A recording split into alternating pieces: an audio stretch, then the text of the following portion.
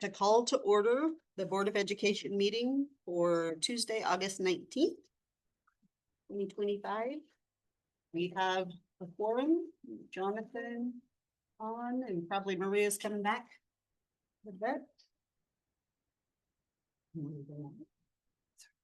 Move on down. Do we have any awards? We do not have any awards or recognitions this evening. Michelle, have we received any public comment? No public comment.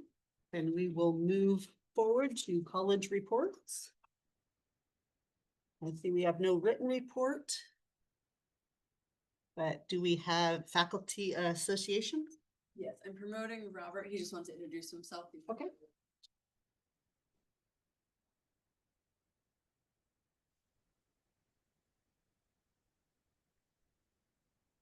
Hello.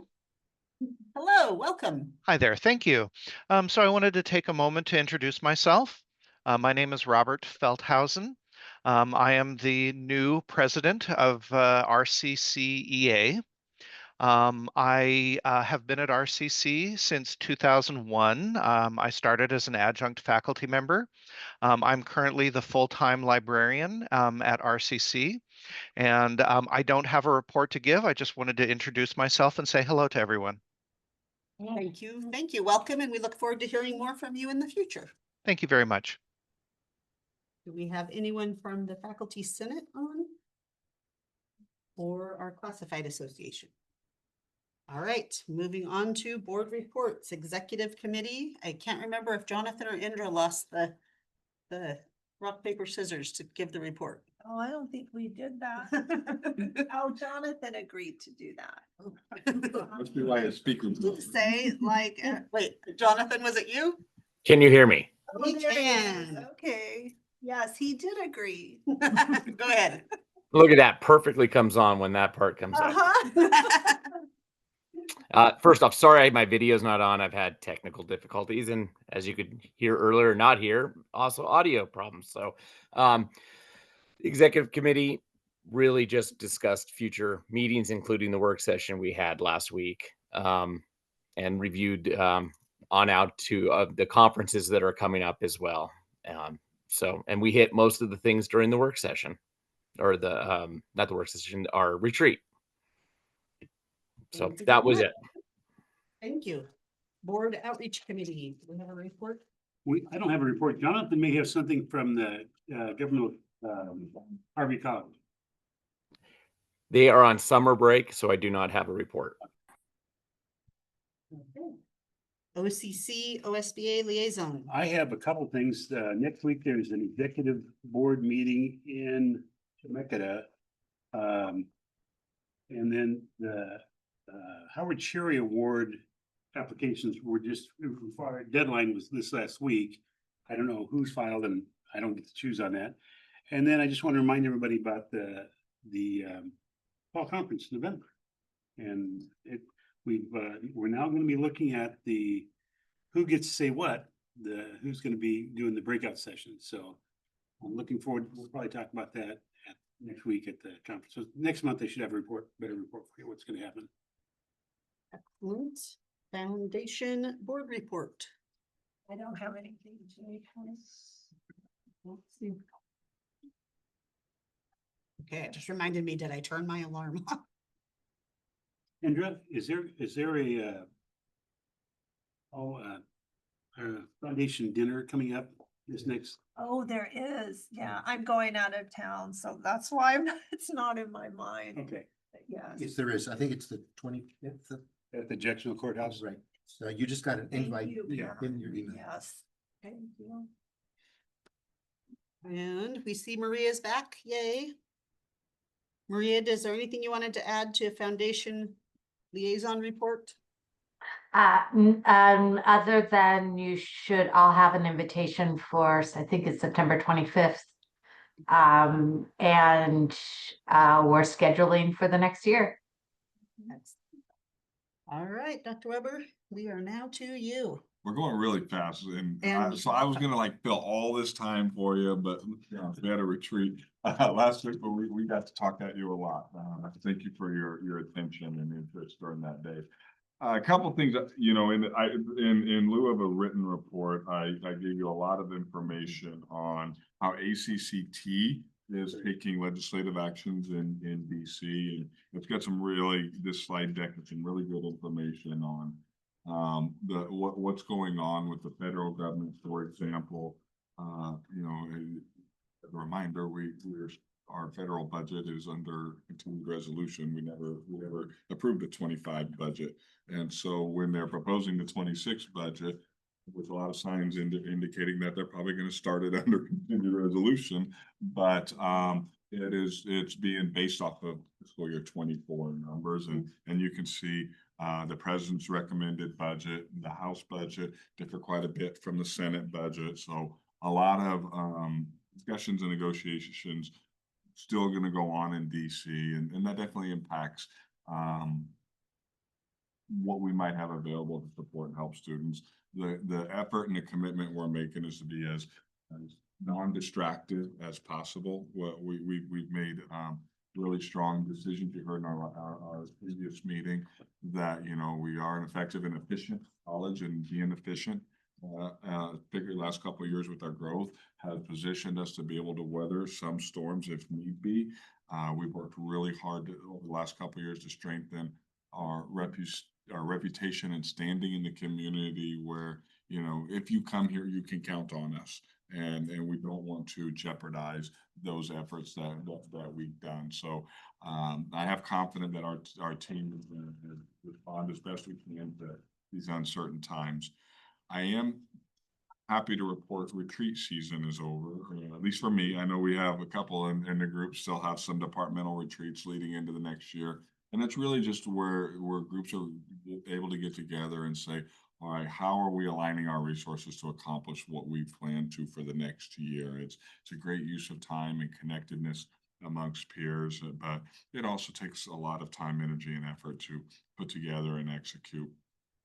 So right now, a lot of preparation is going into wrapping up summer term and beginning fall term. I'll say fall term enrollments are very strong right now. It's a little tricky to have year-to-year comparison from last year because we implemented Thinsalars. We had frozen enrollment for a long time during that implementation. So if you compare it against like 2 years ago, that becomes the accurate thing. But I've heard a couple schools that are anticipating maybe fall being up as much as double digits, and not gonna be surprised if we get pretty close to that ourselves. So no indicators that our momentum over the last couple of years will be shifting. So that's a sign of good news in these uncertain budgetary times. I want to talk a little bit about college priorities, in that when we set college priorities probably over 3 years ago for 22-23, we did so with the firm position of, there are 5, the top priority is stabilizing enrollment, and then the other 4 are kind of balanced. And for a 3-year span, we've kept stabilizing, aka growing enrollment, as the top priority. Given our current position now and resource constraints, we're going to keep the priority, and we're going to keep all the priorities from last year, but we're going to back off of it being top. And so it's more balanced with student success, employee connectedness, community partnerships, the institutional excellence. So that way we see our, systems thinking. So we've neglected progress on some of the goals the last couple of years, with enrollment being number 1. And now what we're saying to the team is enrollment is going to continue to be a focus. It's a core of what we do, but it's more balanced. So with our staff in particular, and I say our employees, I'll say staff and faculty, the message we're sending is this year in particular is a year of continuity. So when we do fall kickoff, it's like we've committed ourselves to a lot, and we want to spend this year making sure that you are able to be successful in your roles, that we are putting things in place, and it's not a year of aggressive, constant change. They implemented a new system, multiple new systems in the last year. And so how can those work more effectively for you? That's not to say we don't have a lot going on. I mean, we're designing a brand new website that's a very heavy lift for all teams, some teams more so than others. So there's a lot of work going on, but in general, it's continuity, maturing. We talked during the retreat about, wow, there's a lot going on. But it's worth noting some of those college priorities are multi-year, and all of them are at least 2 years old. We didn't change any of them, so they're all in at least their second year when we think about that maturation of it. But I have no doubt over the next year, we're going to bring you some really exciting developments and accomplishments. But there's no a perfect example of how when we look at like truly now looking at strategic enrollment stuff is because we've exceeded the management cap at the state level, what the state will reimburse us from the Community College Support Fund. Not all increased enrollments are treated equally. At this point, increased enrollments really need to be focused on the ones that are more self-sustaining. So if it's already offered programs and growing those, if it's tuition generating courses versus reliance on the reimbursement from CCF, SAP to help balance that off. And that's the sign of the times. And I'll give you an example of summer. Summer overall FTE was up around 4.5–5%, but the tuition generating FTE was up almost 20%. Oh. And there's a couple contributors to that. One of the main one was the way we did our ELL, our pre-college GED work. Our pre-college GED work was delivered differently. So we actually had more students, but they were in lower FTE because we were delivering on more of a self-paced model than an instruction. So we're still trying to serve as many individuals as we can. And what I'm curious to see is, how successful was that in that different model. So the teams are really responding. But our message is a bit different than maybe what we're seeing in a lot of other places in the state, where we see all these opportunities ahead of us and we have limited resources to be able to pursue them. So working with those partners to say, if we're going to pursue that with you, what can you bring to the discussion? So more to come on those over the next year. A couple of recent development updates or activity updates is last week, Jamie and I were able to have lunch with members of Senator Merkley's staff, and provide some feedback on his role and efforts in developing the federal budget and the impact of their efforts and supports on us accomplishing our mission. I have to brag, there were a lot of good parts of the conversation, but they said, we just came from Head Start, and they were just raving about RCC and the way you deliver your programs. And, we have a new, I can't think of the name, what's the fast track program for that's, we focused a lot on stackable credentials and helping people get into an industry and start working, but have availability to grow after they've started working. And that program's a perfect one. They have a teacher apprenticeship that they can get in a term. I think it's either 1 or 2 terms. And then so they can start working as a teacher apprentice, but that's not their ceiling. They work in it, and it's the program designed that they can work and continue their learning so they can become a teacher and draw that stronger wage in ECE. And they've designed these programs where people don't have to decide, am I going to work or am I going to go to school? Yeah. They're able to work and go to school. And that sounds so common sense, but I will tell you, we have done that at a degree much greater than many other institutions, and that's why you're seeing the results. But that doesn't come at a cost. A lot of our faculty are teaching courses at times or in ways that they wouldn't prefer, but they know that that's what industry and that's what our students need. So they deserve full credit for responding to those needs. I can go on and on. Last one I'll probably use on that example there is we found about 2 years ago that our courses had somehow at Riverside in downtown Medford been designed in a way where it was hard for students to get one course after another. Mm-hmm. And so they were taking fewer courses so they might have interest in more, because we didn't have block scheduling. So we went to the faculty and said, if we do block scheduling, we can get students to be able to get more courses in a term and graduate and get to work faster. And that resistance, like, if that's what's best for students, no problem, let's do it. That class I taught at 9:30, I'll teach it at 9. And so that's the responsiveness we've received. And I have to credit our folks, because that sounds so simple, but I will tell you there are a lot of institutions continually arguing about decisions at that level and in that way. But our folks have fully embraced, well, what's best for students? How do we do it? So that's a program and support there. More, flipping to the other experiences with senators, so that was Senator Merkley's staff. We've had the opportunity to engage with Senator Wyden the last 2 days. I'll deal with probably our more challenging experience first, in that we've done this multiple times for elected officials. We hosted town hall for Senator Wyden yesterday afternoon, or attempted to, in the gym at 4 o'clock. And what happened was, I was serving as MC and host. I made opening comments. We had the Pledge of Allegiance.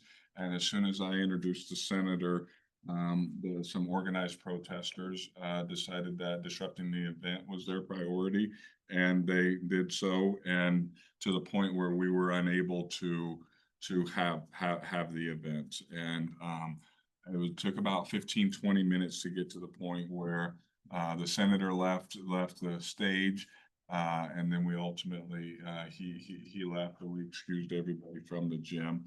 A couple points of feedback I received from the event were folks discouraged that the protesters weren't removed. I can understand the challenging position. A lot of people work hard to get here and prioritize their time to be able to ask questions of their senator and have their voice heard, and we're very empathetic to that position. But what we will say is that the physical removal of non-violent protesters comes with a lot of risk and a lot of responsibility. And making that call would have been mine, and that would have included our security and our local law enforcement. And I will be candid and say I was not comfortable asking our security and our local law enforcement to assume that risk for the event to go. I would love for people to have had their voices heard. I would love for them to be able to ask questions. It wasn't that, but that the physical removal of people escalates the situation in a certain way in a public forum. And so that was the decision that ultimately, in talking, and prior to the event, talked with the senator staff, and they didn't have particular interest in people being removed. But that's where we landed on that. So that little difficult, and we're still dealing with some response from attendees on that topic. On a more positive note, the senator returned this morning for a little more intimate setting, and was able to join us. And we had a tour for him of the E building, which is the Allied Health building remodel that we've got the ribbon cutting for next week. It was important to do that because that project was made possible through monies that were provided through congressionally directed spending, and that money was allocated because of support from both Senators Merkley and Wyden. So him being able to come and see what the project his support did, and being able to bring healthcare support to Josephine County was a proud project. So we kind of ran the gamut on those things. And I'm gonna not make this comment because I don't want to steal Jamie's thunder, but I'm going to ask that you're going to make an announcement on the ribbon cutting. Okay, so I will conclude my comments there. All right, well, I'll just let you go first on the Senior leadership team? Yeah, for the senior So leadership let's team. start with that. We're really excited about the ribbon cutting and open house e-building tours that we'll be offering 10 a.m. on Tuesday, August 26th. And we also have open house that day more broadly, so it'll be a very exciting day on campus. We've invited many community partners and dignitaries, and looking forward to being able to show off what is just such an awesome space and learning environment for the community. You're looking like there's something really specific you wanted me to say. I'm just doing a little plan for how Like, exciting. yay, I'm so excited. Yes, so 10 a.m. on August 26th. Please join us if you can. I did want to thank you all for your attention and feedback regarding the at a glance public facing collateral piece, and express my appreciation to you, and also to Esam and his team, and Kelly and our team. They are working to incorporate all the changes that we've requested, and so I hope to have an updated draft for you, perhaps at the next meeting. I think that's gonna be a great piece to be able to help tell our story as we talked about. We had our Great Colleges listening sessions. They started this week. That is the employee engagement tour of listening sessions. And so I've been pleased to see a wide variety of employees participating from every kind of employee group. We still have one more session to go, excuse me. So looking forward to that. As we've mentioned a couple of times here, the Professional Development Council's work in our very first service professional in service must be recognized. So I just want to make sure I'm doing that here. That was a wonderful day and looking forward to being able to debrief as a council and keep that work progressing forward.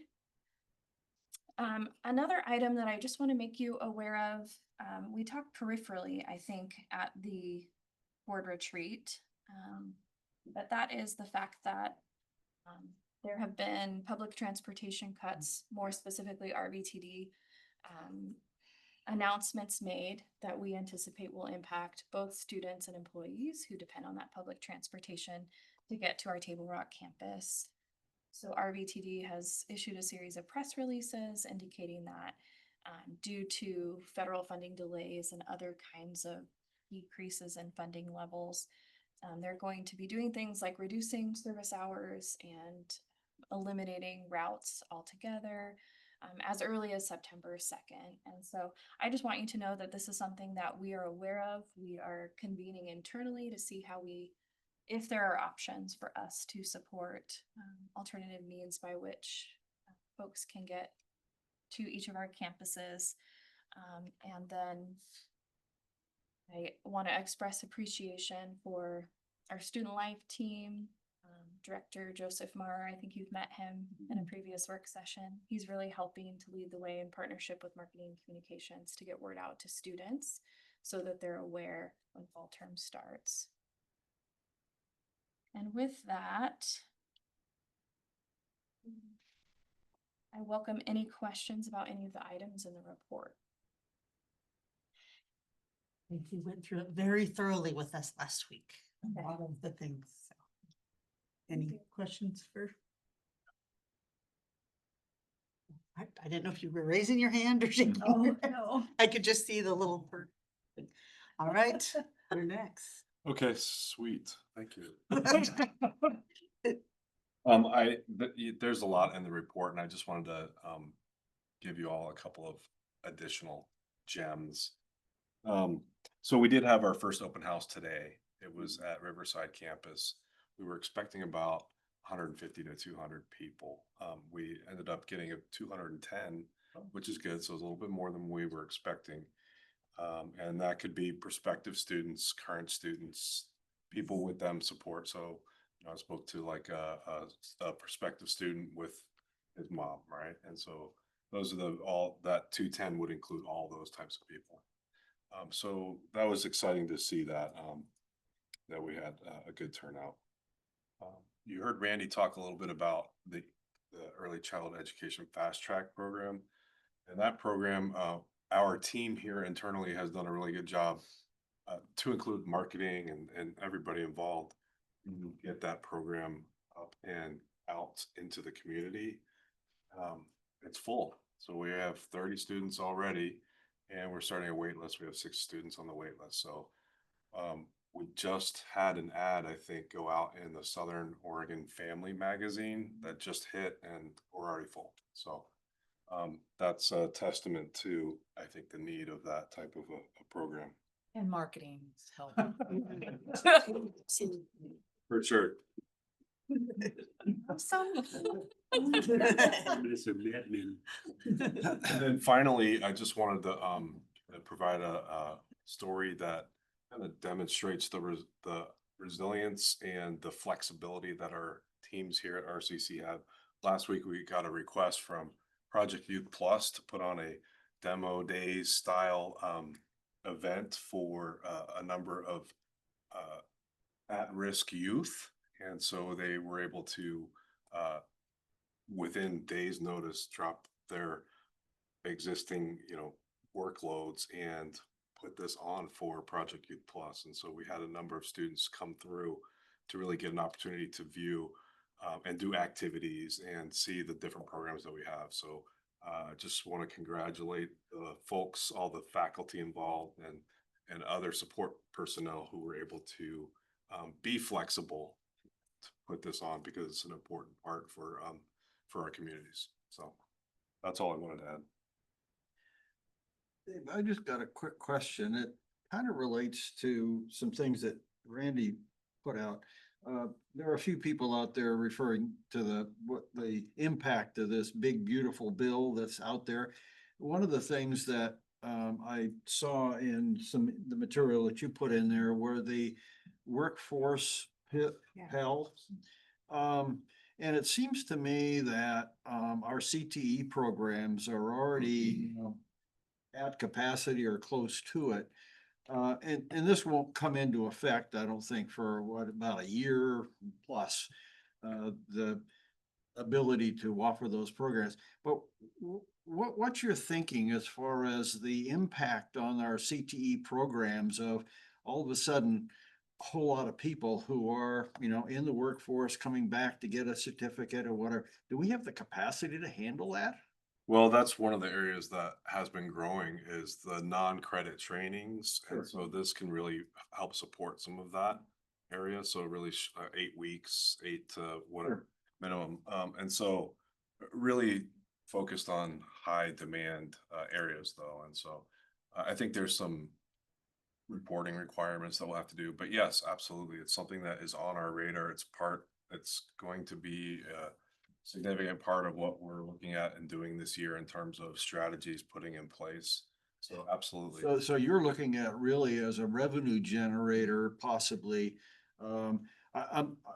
We've talked so many times about the CTE programs being very cost intensive for the number of hours that we're essentially offering. But this one, in the format you just mentioned, it sounds like maybe it could be put together and be a net positive. Well, we can certainly leverage a lot of the infrastructure that we have for the credit programs and build on that to create non-credit programs that are ancillary to it. And there's opportunities with the work that we've done over the past year or so with credit for prior learning, where we can start now aligning some of those non-credit trainings with credit coursework. Okay. So that's a good stuff. Yes. I'll tell you another area that I think about in your role as board member, where this program in particular is something that advocacy help with. There might be a scenario where we don't have more capacity to deliver more, but we might deliver it differently. And so what this short-term Pell does is it allows us to maybe offer the exact same programs that we've designed in order for students who need federal aid abilities to get through. We can now condense it because we often say time is not our student's friend, and it takes too much time to get through some of our programs. So now we might be able to condense the program and they'll be Pell eligible so they can get into workforce sooner. So we might not be doing more, but we might do the same amount of students in shorter shifts and get them through. Specific skills. With skills. And so they can, for students who need aid, we historically have had to design all those programs in the current aid eligible programs. That takes time. Now with this workforce Pell, it allows you to offer the right programs in a condensed area that leads to jobs. And we know that there's a number of them in CTE across the country. I remember talking to a Florida president. It's like, I can in 6 to 8 weeks train people to drive heavy machinery and they're gonna make way more than a starting teacher. But they can't put off life to learn how to drive heavy machinery in 6 to 8 weeks. Well, with this Pell, they can get living benefits to get that training and go work that high demand job. Sure. And that we have so many programs very similar to that. So that may be the thing, is you may not see enrollment or revenue grow, but we may tell you we're putting students into the workforce at a much quicker rate, helping them and industry. Great. My background would support that. We could never pull people off our floor for long enough to take an RCC program, but if you had a short-term one, then it could work. Oh, and I'm assuming it's because you spoke about helping people be able to work and go to school. So that means more evening classes for people, correct? So even though you might have capacity in the day full, maybe there's another offering in the evening. And I was wondering, because that's how I got my teaching credential. I couldn't go I was in Sacramento through a 2-year program, no way. And so I got my degree over 2 years going to night classes, 1 a month. And with that said, I'm wondering, because the people who taught those classes were superintendents and current teachers who would come teach that class at night. And it was just a month at a time, so they could do it. And so I'm wondering, when we have these industry partners who we're partnering with because we're training people for their business, do they participate in actually teaching some classes, or? Yes, they do. Absolutely. That's part of what we do. As a community college, we really try to embrace the skill sets of the folks, the workforce. So our community partners, our advisory committees, we leverage their expertise to teach very specific things within our programs. That's part of it. So they're working and teaching. Oh, yeah, absolutely. How many actually of our business partners teach? Really? Like, I don't know, 100 or 20? Like what? More than 100. Oh, Yeah, for sure. okay. That's remember we talked about the great colleges survey and the adjunct faculty who don't fill it out? It's because they work full-time somewhere else. They're happy to teach a class for us, but they're not trying to do surveys. Business and get them. Yeah, and we're really excited. We have the Adult Learners Enrollment Committee who's really focused on strategies to employ here at the college that will make learning more accessible for working adults, right? And so one of the things that I was talking to business faculty today, and excited to hear that the face-to-face courses that we're having at TRC in the evening, starting at 5:30, their enrollments are filling. And they're really surprised, and it's exciting to see that this is an opportunity for us. So that's an example of a strategy from that committee to try to really help support working adults. Thank you. I have that same experience. I had to do my Yeah. master's One degree has at to work. night after I taught all day, so I Yeah. hear that, yeah. You also have to eat and pay your bills. That's right. All right, Juliet, do you have anything you want to add? I could tell you over there smiling a little bit that you've handed the poor job, so. All right, Lisa.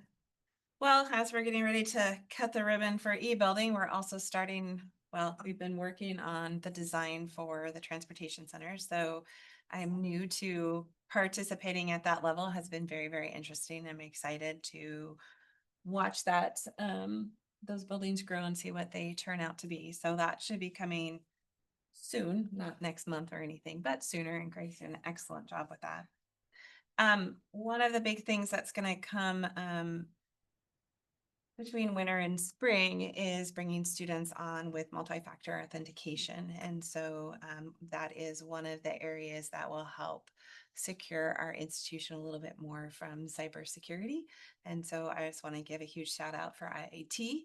They worked really closely with SLS and making sure that we've addressed all the issues. So this will be easy for students to do and that they will have the right technology to be able to do multi-factor authentication, but it will take us a bit of time to get it going. A couple of things that we're doing also for students is making sure that we have better food service out at Table Rock and here at this campus. Downtown Medford, our current vendor is doing very well. Redwood and then at Table Rock. Well, Table Rock, we don't have a vendor and we have the micro market. The food within the micro market is Dreadful. yes, 7-Eleven, right? And so we have been working with our 2 vendors at Redwood and Riverside to try and find a way to maybe get some of their food in our micro market. Now we're looking at some smart vending options where we would have the vending machines and then our vendors, our cafe vendors could go in and fill those up. The other thing we're working with our vendors on is trying to have very low cost meals for our students. And I can remember one of them at the Medford campus, they came up with like $1.50 for a peanut butter and jelly sandwich. So really trying to find alternatives for our students so that they can come and eat at the college while they're going to school. Lisa, has there ever been any discussion about a food truck at Table Rock? Oh, yeah. Oh, We've tried and tried. We actually put out an RF Not enough or a traffic. request and we've called them. They're not, it's not enough business. Yeah. So there's food trucks downtown Medford, if you've been down there. Those started to show up a couple years after we started becoming really busy in downtown Medford. They have moved away from campus a little bit further. They're still there, Right. but they have all of that other population that is not just Rogue. Right. So we, we offered food trucks free. You can come sit on our property. Yeah. And we haven't been able to get one out. Hopefully vending will be. The food trucks right there by campus, Antelope, Yeah. is they park them right there by the wood Yeah. manufacturing. And there's 2 or 3 of them, but they just, those plants and the turnover they have in staff in Yeah. a day. So we can, they Make just, up more money. they spend more money at Yeah. the food trucks, so clearly. Well, unless you have any, yeah. I had a question, and speaking of food, I was noticing in the denied supports for grant applications that a $20,000 grant was written for adding to Aussie's Covered in Jackson County for the potential reduction of SNAP benefits and the fact that students may be accessing food banks more frequently. I wondered what might an alternative be now that the grant has been denied? Is there any thought about what a next step might be? So I will let others participate in this conversation as well. There are other opportunities within walking distance of downtown, the downtown RBC for food banks. And so there is options available at this time. I'm not sure of what their other options are. I just know that when we looked at bringing something to campus, we also investigated what was available around. Okay, could the foundation, if grant, or if a grantor provided funds to the foundation for that express purpose, would they be able to then turn around and either give money to the college to buy food or purchase food for the cupboard? So there are some, having a cupboard in downtown Medford is a little bit difficult with the population in downtown Medford. And so we have had different discussions. This particular grant, they talked about having a truck come in and then leave as a food bank rather than having a food bank just on campus. When you have a food bank, I believe ours are just for our students, but I don't know because our food comes from the Oregon Food Bank if we can require only RCC students to use those banks. So it depends on where the funding is coming from. So there's a So- lot to consider as we. Do you remember a conversation we had many, many months ago about a room? I think, is it here on this campus or where there is a food cupboard and students do go in and access food. Is that? Both here and at TRC, we have those. That's what I thought. But this is in Medford, this is an off-campus site. Did they say why they denied the grant? I would need to look into that. Okay, and not important. Then lastly, I had another thought, a question or comment. Love the fact that the Meyer Memorial Trust Southern Oregon Educational Leadership Consortium wrote a grant for $100,000 to create opportunities for high school students and for community college students in work-based learning initiatives.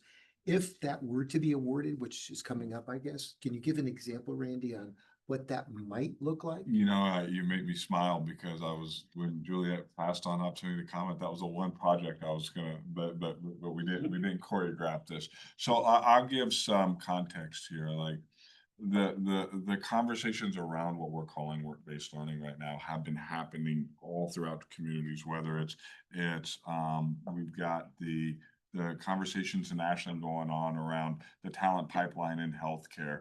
We've got ongoing conversations with industry about apprenticeship programs and what that looks like. We've got K-12 wanting to look at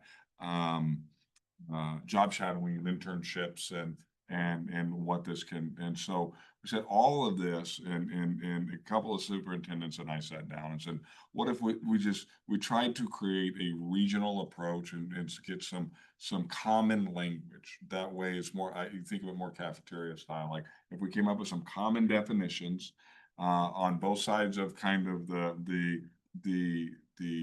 prospective worker in the industry, then all could participate. So if I'm a school district and I know what you mean when you say job shadowing versus internship versus school release time to go work, and it's commonly defined, I can say, you know what, I'm willing to take on a job shadow, but I probably can't take on an intern.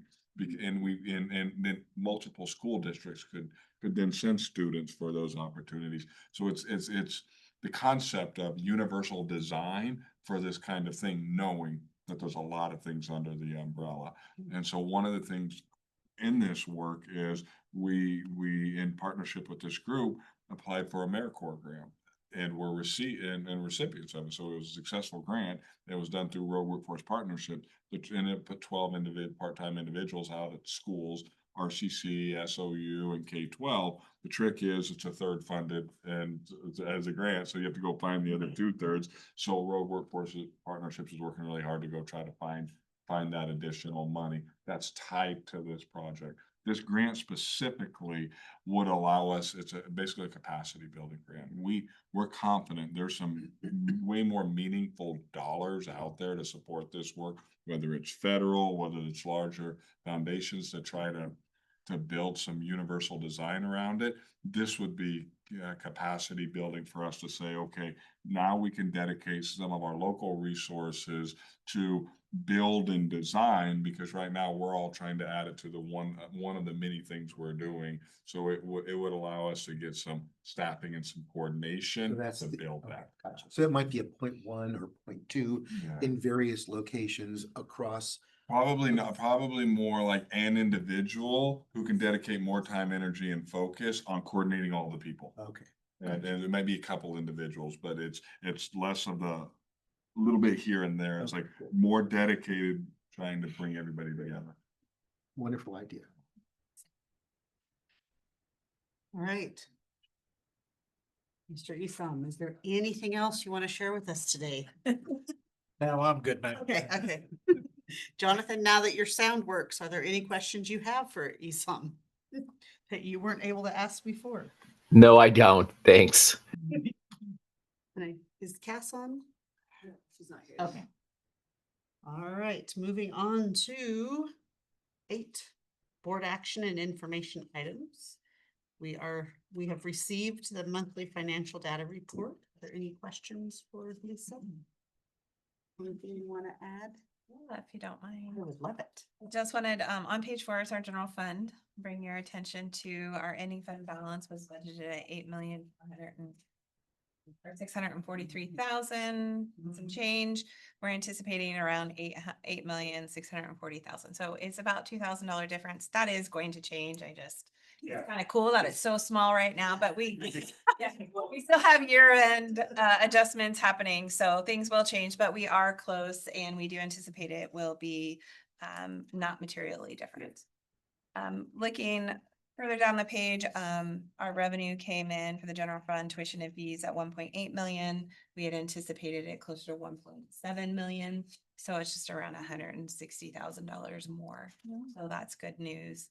Again, it's very early, so you've heard some projections on enrollments, still very early from the revenue side of the house.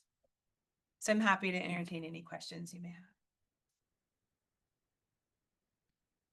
I always appreciate the acronyms at the back. Every single time I'm like, wait, what? What is that? So thank you for doing that. For me, it is very, very helpful. Or at least the description and glossary and all the things. All right, our first action item tonight is authorization to invest in taxing district funds.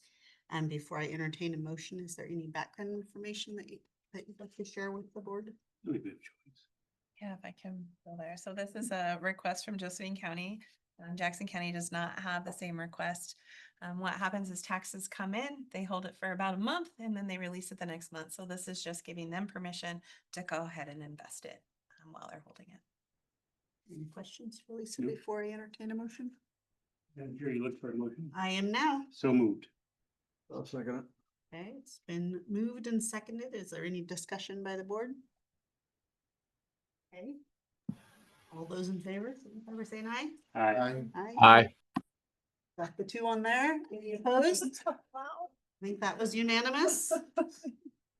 At our retreat, we took the time to review our board agreements, board and president team agreements. I just want to publicly state how nice it is to have a board who wants to work together. And as Indra pointed out, sometimes we disagree, but we are kind about it and we are respectful of each other. And I think that that is a rare treat in today's world, especially on a lot of public boards that we see out there. So we're going to take this time to just acknowledge that we did review it. We did talk about it. And I don't know that we have to make a motion or anything, but we are acknowledging that we did some work on this. Anybody else want to have comments about this? Okay. Do we have any new business? Not today. Any old business? Not today. Not today. I would entertain a motion to approve the consent agenda. So moved. Second.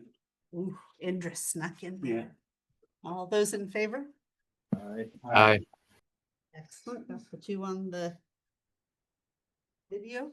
And that, at our retreat, we did a discussion about moving our roundtable up to before executive session. We don't even have executive session this time, but this is the time to do our board roundtable, and I'll start on the end and then we'll make our way down. If you have anything. Apologies for my tardiness.